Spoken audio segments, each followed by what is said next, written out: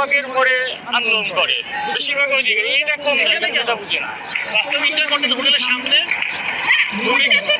আপনি তো চিন্তা করবেন যে এদের রিলেটিভস, এদের ফ্রেন্ড, এদের গার্ডিয়ানরা থাকতে পারে এখানে সাফার করতেছে, অসুস্থ হতে পারতেছে, এরা এইসব চিন্তা করবে না। এদের তো কর্মসূচি আরো একদিন আগে আমরা সাপোর্ট করতেছি, ওনারা কর্মসূচি চালান যান, কিন্তু আমাদেরকে সেফ দেখেন ওরা ফুটবল খেলতেছে, এতগুলো মানুষ দোকান দিকে আছে, ওরা ফুটবল খেলতেছে।